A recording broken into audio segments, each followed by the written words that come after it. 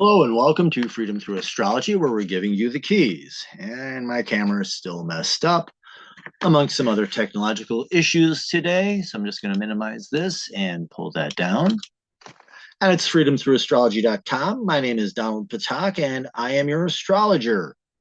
There's my contact information and standard YouTube copyright with the I do not want my content training AI LLMs attached to it.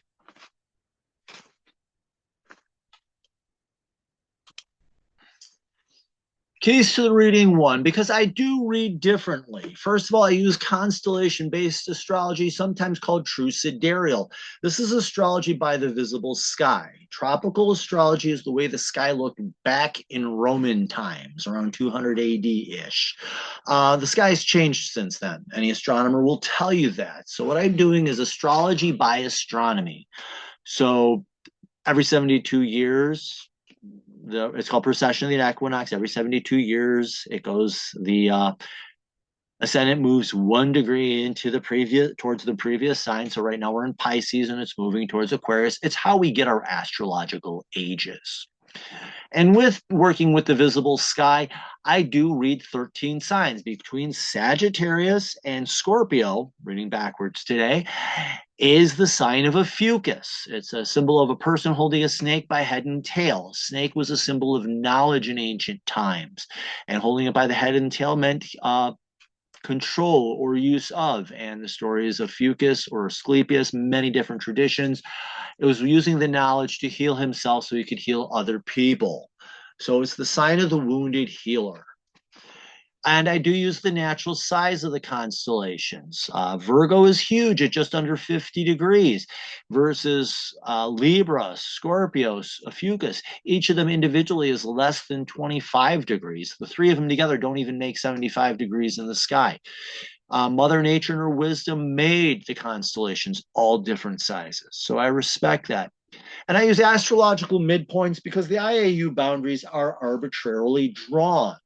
Athan Shimenti noted this in his work when he was zooming in on the IAU boundary between Scorpio and Ophiuchus and noticed stars from Scorpio over the boundary of Ophiuchus on the Ophiuchus side. So he came up with his midpoint system where he looked at the zodiac belt, last bright star of Scorpio, first bright star of Ophiuchus. What's the halfway point? It works. I like it. I think it feels more accurate to me.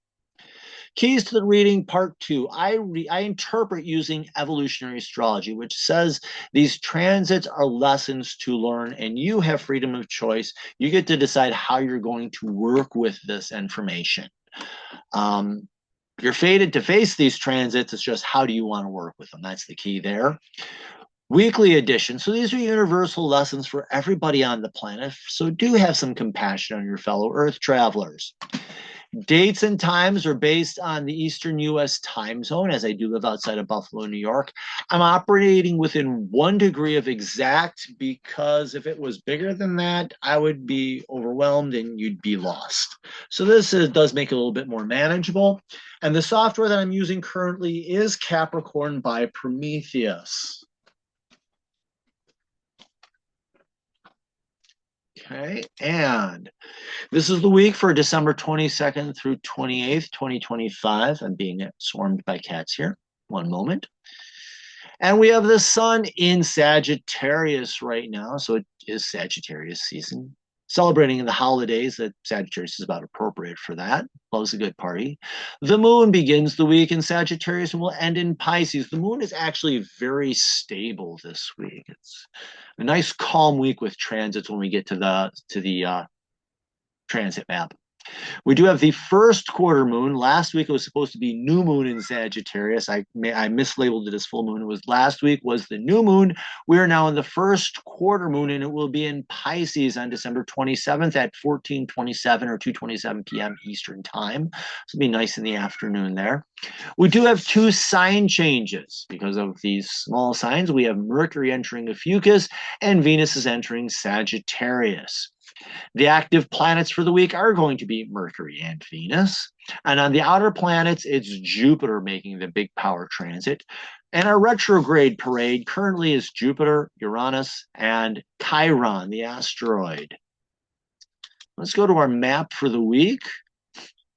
And yes, my voice is doing incredibly better. Thank you. Oh, no, back one. It did not. There we go. And anything above, whoops, this line is a holdover from last week. Anything below is new. Let's take a look at the moon. We start in Sagittarius on Monday. It's in Capricorn. Wednesday, we're in, oops, didn't circle there.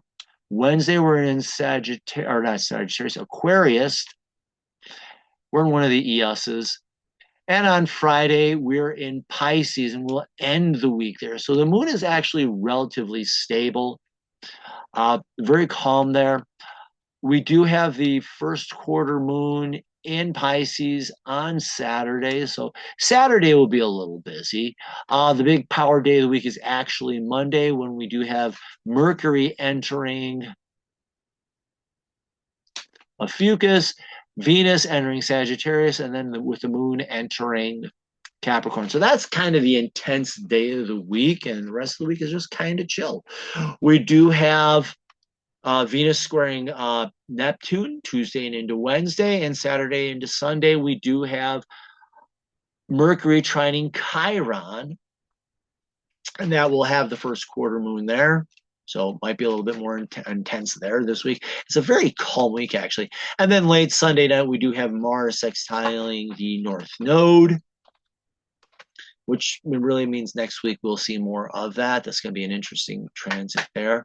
But overall, it's a relatively calm week, which is nice. Let me clear all this out, close that out. Not sure I like this new update in Zoom.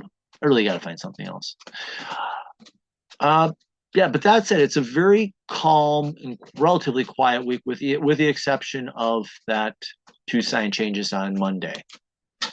So holdover from last week, we do have Jupiter in Gemini squaring Chiron and Pisces, both retrograde. So retrograde is a time of reflection. And so Jupiter, opportunity to, in Gemini, learn and communicate. How is that in a square? Squares are opportunities to strengthen. These are challenges that help strengthen you. So ideally, this is strengthening your ability to heal, understand wounds maybe from a different perspective or a higher perspective, and then release them. And can you come on down here? There you go. Sit on my lap. Your kitten commercial there today is actually Kit, who wants to sit on my lap next to the oil heater. So this is actually, it was a long transit. It begins on December 9th, was exact on the solstice.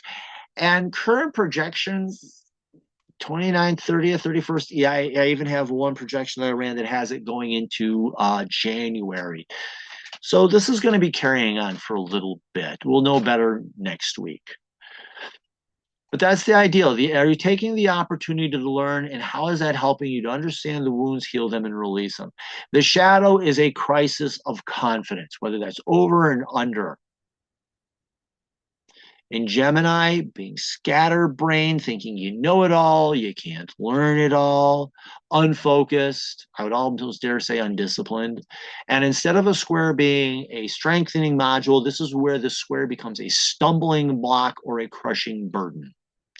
So as you're making a mess of your ability to learn and communicate, how is that creating problems in your ability to heal, understand wounds, and release, understand wounds, heal them, and release them?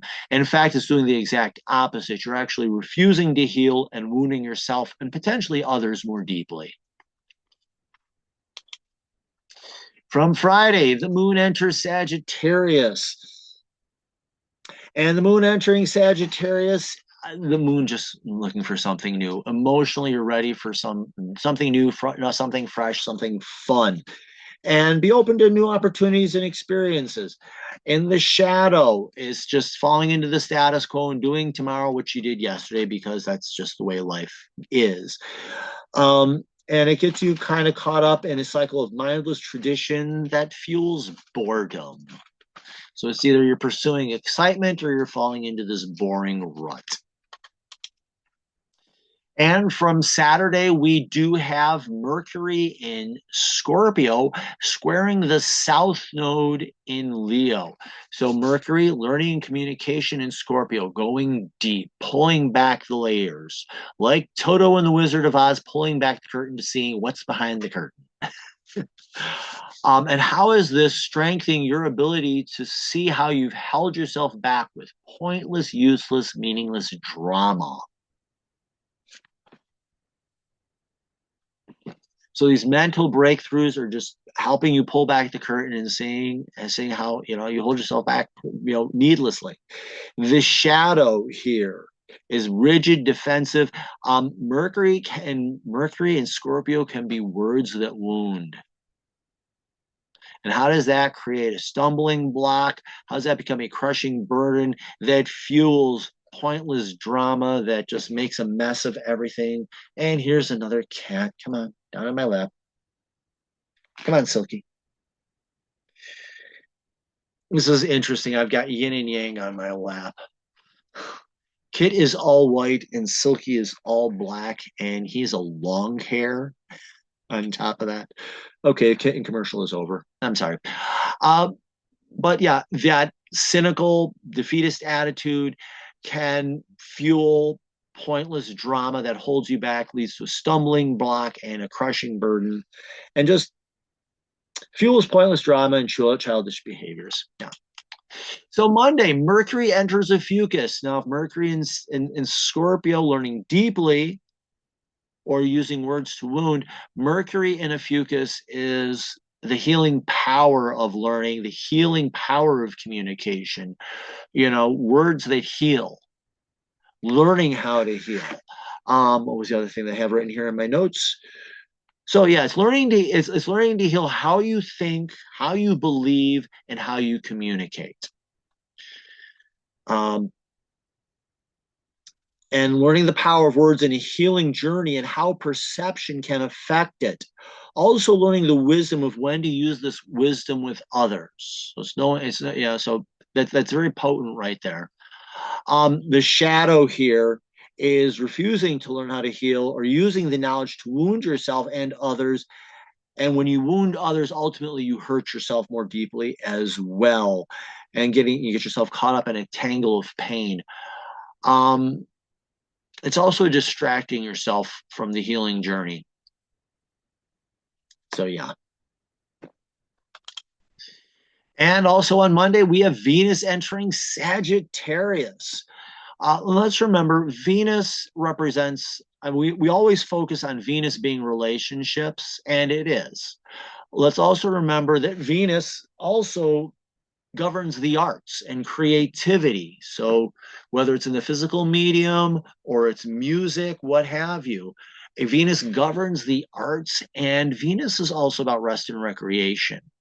And in Sagittarius, it's learning to have faith and trust in yourself, in your abilities, and to get up, go out, and do it. If Gemini is sitting in the library studying how to do these things, Sagittarius is let's get up, go out, and do it, and explore. I kind of say if you've got strong Sagittarius energy in your chart, you're an explorer. You like to get up. Don't bother talking to me about it. Let's get up and do it. So open up and explore everything on a more deeper level. Explore those things on a more deeper level. What do you like? Why? And just take everything and start doing it. Start building your relationships, making them stronger, exploring your creativity. I'm going to use Pablo Picasso as an example. Take a look at all the different styles that he did in his career. He started out as what we would call as a standard artist, but then he went through his blue period. Then he had his cubism and all this different experimentation. That's Sagittarius. Relationships. Go out and meet new people. People who would normally talk to you. Creativity. Look at the different ways, different styles of music, different styles of art, or rest. What are all the different ways you can just calm down and chill out?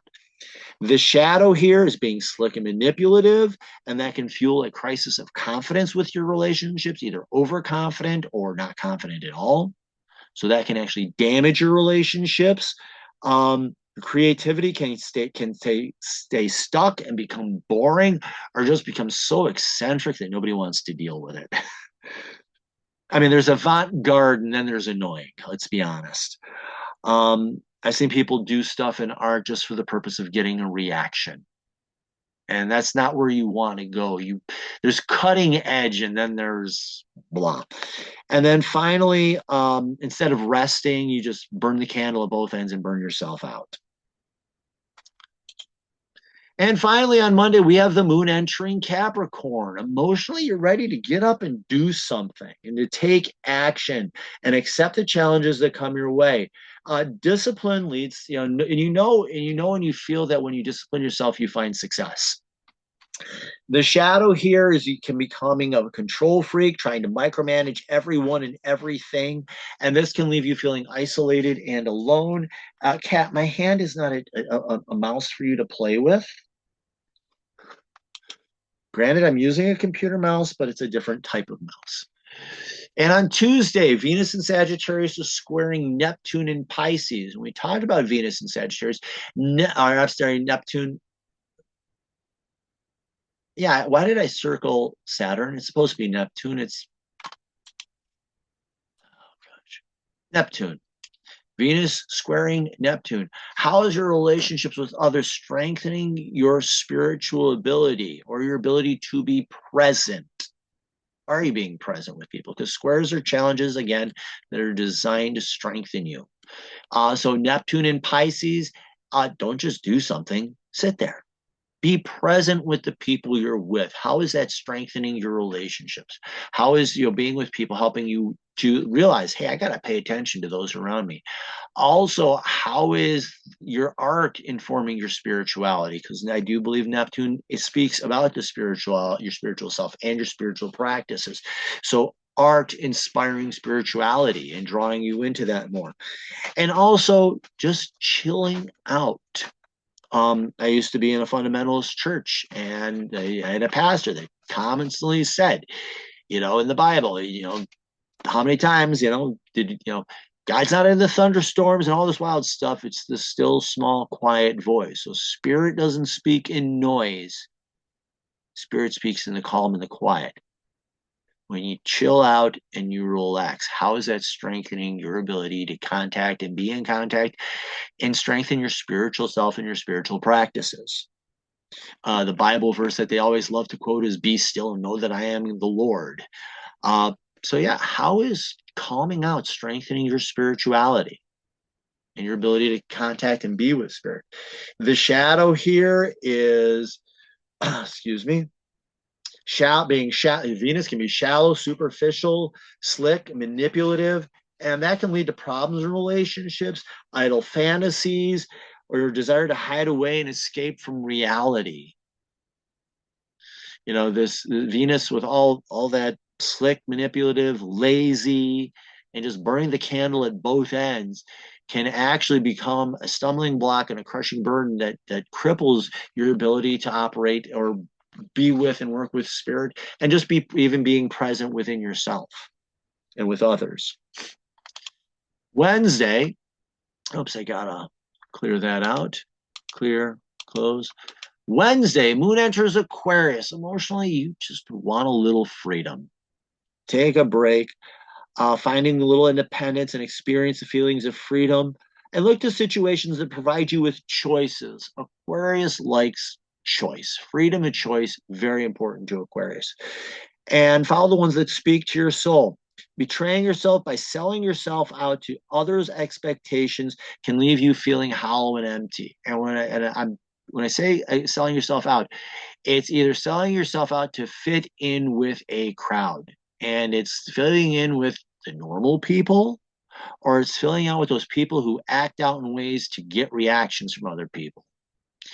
It's like, hey, you didn't pay attention when I got my hair put into a mohawk, so now I'm going to put in a mohawk and I'm going to dye it bright pink so you have no choice but to notice me.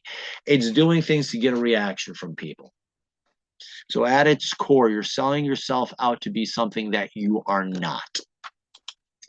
Thursday, December 25th, take a breath. Remember to exhale. Repeat. If you do celebrate the Christmas holidays, enjoy being with people. On Friday, the moon enters Pisces. Interesting. That's Boxing Day in Canada and the UK. Open up to new vision and inspiration for yourself. Your inner life and your spiritual growth can become very important. And on the shadow, this is where you withdraw from life, isolating yourself, and fall into escapist practices and tendencies. Hold on a second. Blast a tea there. And we're going to have, this is second or third, depending on who's doing the counting. I think it's the Pisces is the third largest sign in the sky, and it's going to cross over Saturn, self-discipline, Neptune, spirituality, and Chiron, healing. Good experience there. Saturday, December 27th, we have the first quarter moon in Pisces at 14:27. That's 2:27 p.m. Eastern time. So the moon in Pisces, you finding your inspiration, how is that strengthening your sun, your core identity, and the desire to get up, go out, and explore the world and do new things and explore who you really are? So how is inspiration supporting your exploration?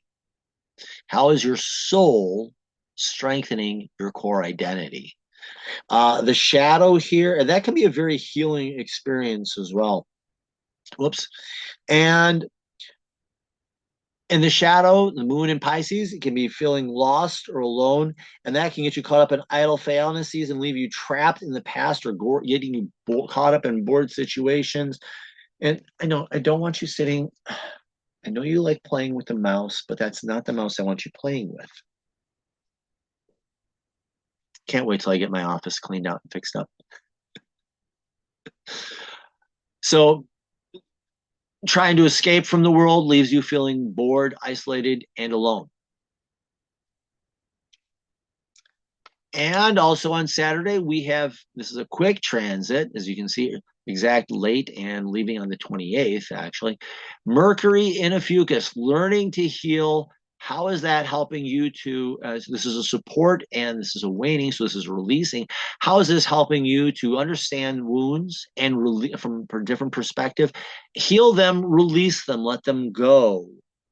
So learning to heal, the power of words or thoughts in healing can help support the ability to heal and release your wounds.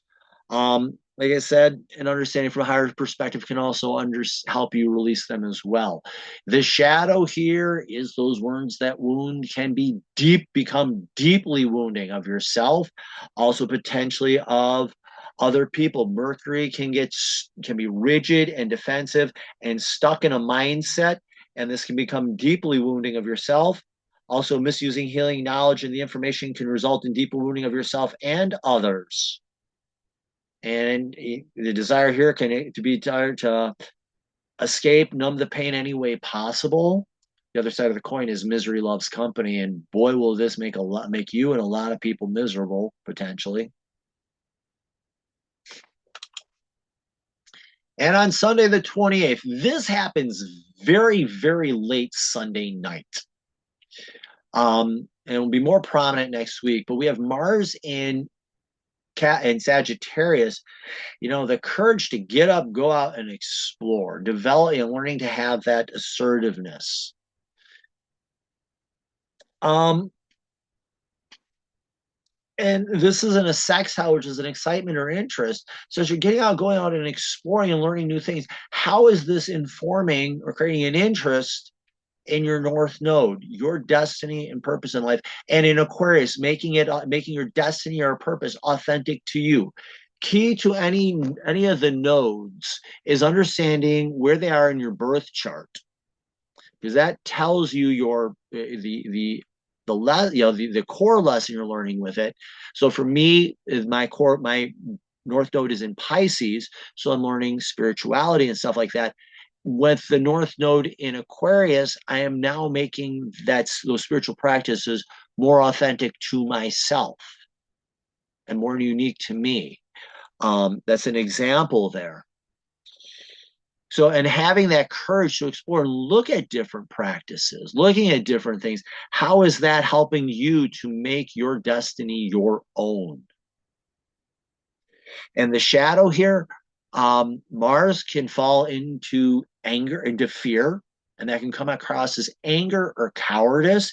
In Sagittarius, that crisis of confidence, overconfidence or underconfidence, and either one will make irresponsible decisions, and that can fuel feelings of nervousness and failure, etc.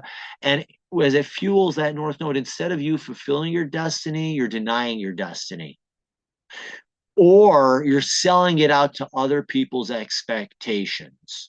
And that's you're trying to fit in where you don't belong. And that can be with the, as I call it, the normal crowd. This is the proper way to do it, and this is the way you're supposed to do it. So we're all doing it this way. You have to do it. Or those people who are acting out to get a reaction. So there's that. And like I said, I've run a couple models on this, and it appears that at the time that I ran it today, December 30th, early on the 30th was exact. And then it looked to go into the 31st or even into January 1st, possibly January 2nd. So we'll have more clear on this next week. But there you go. And next week we'll be adding in the South Node. So that's your week in a nutshell. Do like, follow, and share. I'm on Facebook, Instagram. You're watching this video. It's on YouTube. On Facebook and Instagram, I do what I call daily deep dives, where I do take transits a little bit more deeply. And I'm also on the Digital Soul Space. These three companies are making millions, if not billions of dollars off of people's data and not giving the people their fair share. Digital Soul Space is hosted on the Mighty Networks, which means you have control of your data, who gets access to it, and how it's used. And we have 4 great moderators. It's a troll-free zone. We actually had an incident where the moderators had to actually message someone and say, hey, what you posted there is just not in the spirit of what we do. So I call it the spirituals troll-free zone. It's a wonderful place. I do astrology, but there's crystals, tarot, oracle cards, a wide variety of spiritual practices. We actually had on the solstice, we had a special gathering. People wanted to be involved, and we had several people do mediumship for those who are involved. It was very interesting. And those, when they do those special events, you actually have to register for them, and only people are allowed in are the people in the event. And what else? Or is it that way? Yeah, it's a special event, and the only people who have access to the recording are the people who are actually registered for it.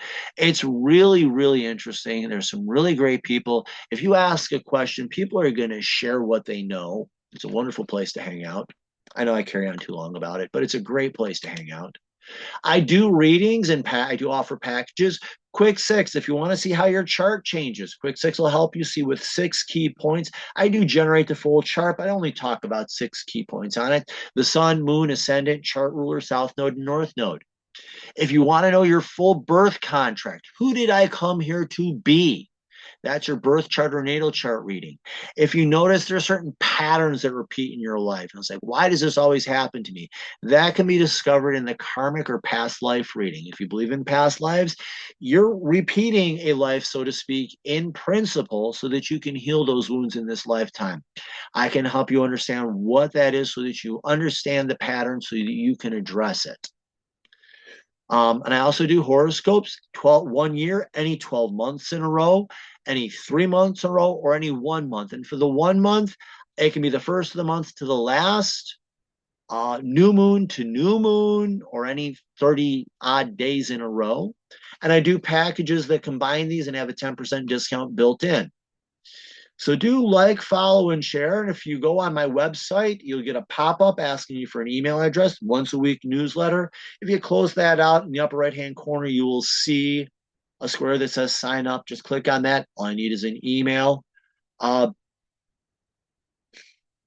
can order readings under services. If you got questions about the packages, do email me, and I'll be more than happy to help you out with that. I think that's under scheduling. Like, follow, share, and in the visible sky, your life changes. Thank you very much. Whatever holiday you celebrate, enjoy it, be happy, have a great week. Remember, in visible sky, your life changes. Have the best week possible, and thank you.